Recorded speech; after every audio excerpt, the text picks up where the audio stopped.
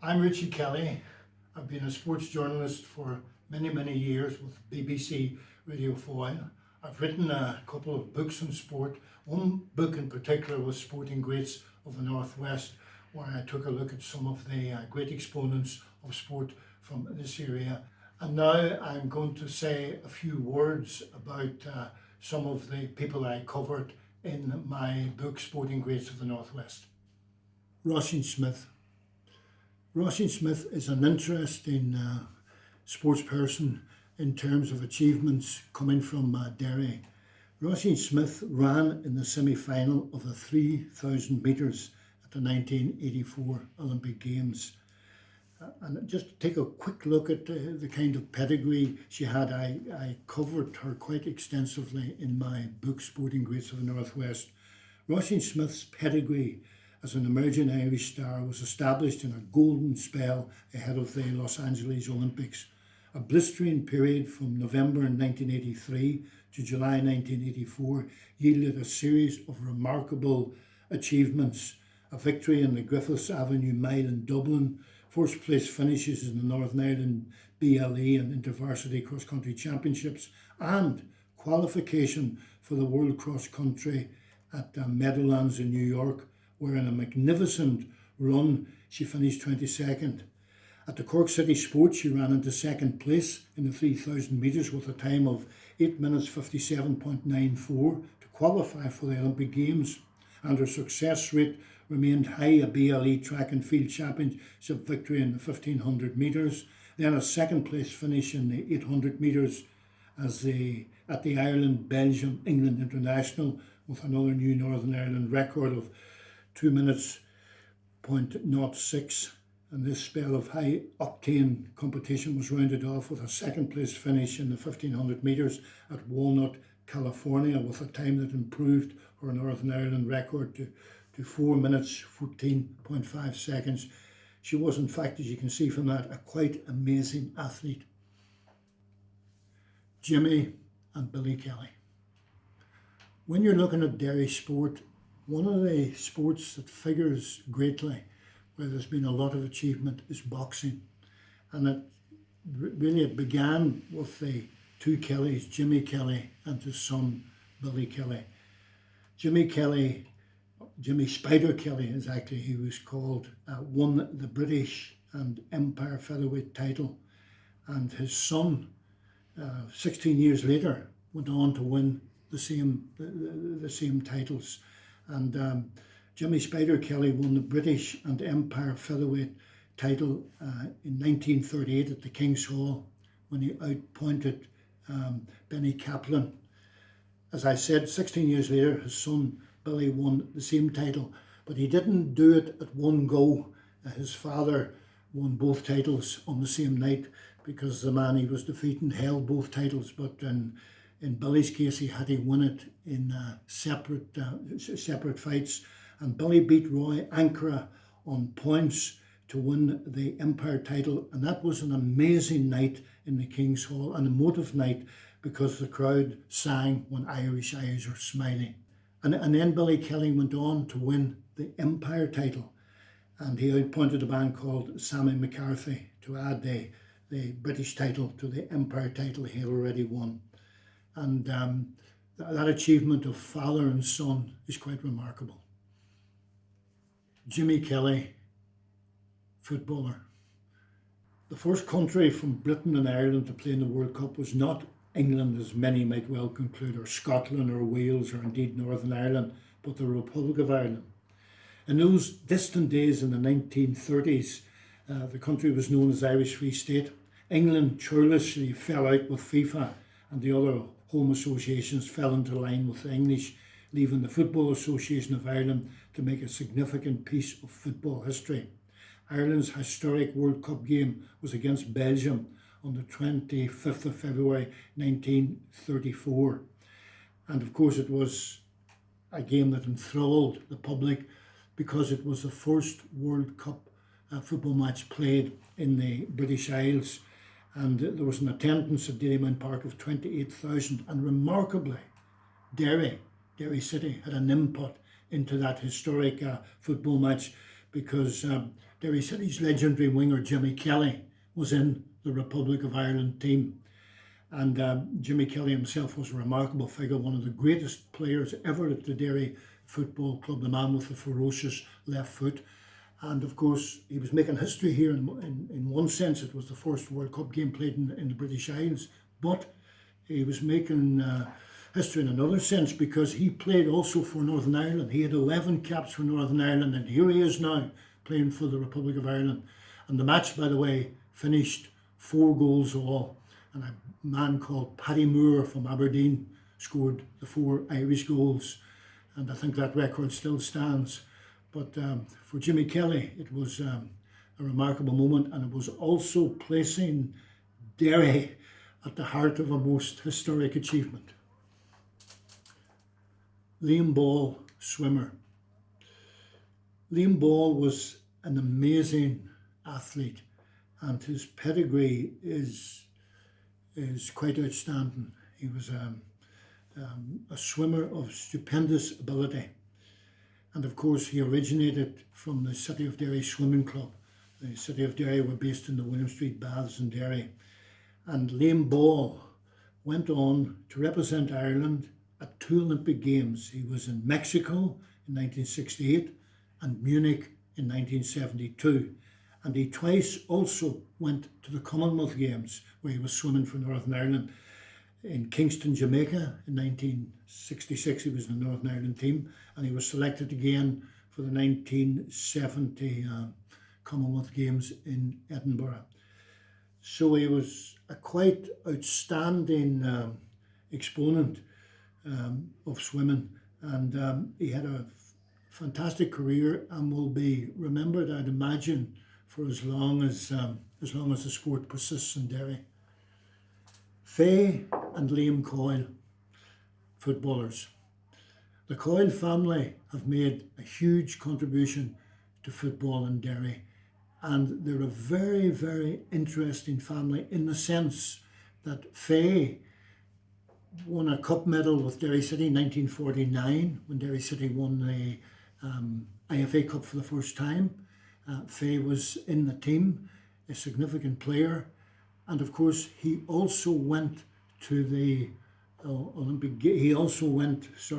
to the World Cup finals in 1958 in Sweden, and Fay played against Argentina, which was the first time a Derry player had played in the World Cup finals. In fact, it's probably the only time a player from this city has played in the final stages of the World Cup finals. Remarkably, his son then went on to play for Derry City, was in the Derry, that's Liam. Liam was in the Derry City team that won the treble, a feat that was accomplished in 1989 and has never been repeated since in League of Ireland football. Liam was in that team, but Liam also played in an international. He came on as a sub against Chile at Windsor Park for Northern Ireland, meaning that we have this remarkable achievement of father and son in one of the most competitive sports in the world, association football. And they both played international football for Northern Ireland, and that gives them a very distinct place, I think, in the game, particularly locally here in Derry. John Crosston, footballer. In terms of Derry football, there is no more remarkable player than Johnny Crosston. This is a man who had an amazing career, a man who was toughed out of football, thrown out of the game at 19 years of age or 20 years of age because he wanted extra money from a transfer, more money than the rules permitted. But he recovered from that. He was initially, as a result of that, he was banned for life. Completely thrown out of the game, as I said earlier, banned for life, an unbelievable sanction for a misdemeanor that's so minor. But he roared back. The transfer ban was relaxed slightly. That allowed him to play on the continent. He still couldn't play in the British Isles, but he played on the continent. And on the continent, he played for Sparta Rotterdam. They got to the quarter-final of the European Cup. He moved on to Standard Liège in Belgium, where remarkably they reached the semi-final of the European Cup. and he played against the great Real Madrid team of Fernie Puskás and Alfredo Di Stefano. And in fact, such was Crosston's ability that in that semi-final, when the coach of Real Madrid was wondering, when the coach of Standard Liège was wondering how they would halt the great Di Stefano, because Di Stefano was, many people feel, the greatest player of all time, better than Pelé. And he played both defensively and forward. He was a forward, but he came back into defensive positions. And so he was very hard to pick up.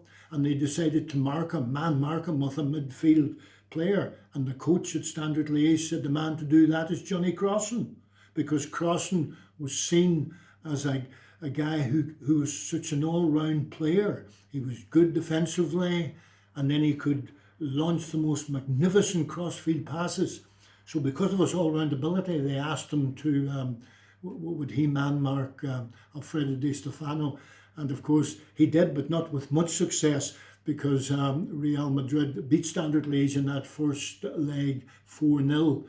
But John said he was a very difficult man to mark because he had great players around him, like Fernie Puskás and others, you know. There are so many other things that he did in his life. He captained Manchester City. And only a small number of Irishmen have captained the great clubs. Blanchflower at the Spurs, Neil at the Arsenal, Roy Keane at Man U. And here's John Crosston, captain in Manchester City. So only a small number of Irishmen have had that accolade of leading the great British, English clubs. He scored a World Cup hat-trick, 3 goals against Albania. Not many people get hat-tricks in World Cup games. And his career is quite remarkable in that sense that he went from being banned to then having this great career. And then he came back, of course, to Sunderland in England. He always wanted to play in English football. And he helped Sunderland win promotion, brought them up to the top division. And he then left Sunderland and went to Manchester City. And he did the same at Manchester City. He played a decisive role when they won the championship, what was then called the First Division. Now it's called the Championship. So he had tremendous success in the game, John Crosston, and of course that foray to the continent gave him a special place in football. I cannot think of any player who has such a career of so much varying fortune, and I can't think at all of any footballers from England who had real success on the continent, who went to play for continental teams and were on those continental teams when they reached the European quarterfinals and the European semi-final. And in one of those matches against Rangers, John Crosston scored 2 goals. 2 goals in the quarterfinal of the European Cup. You'll search a long time before you find Irish men who have run-up achievements like that. Crosston wasn't just a midfielder, he was also a prodigious goal scorer. This was a man who left school at 14, didn't have secondary education like what most students, or what all students have now. John left school at 14 years of age. And then the game, of course, banned him, and the only way he could get back into the game was by playing on the continent.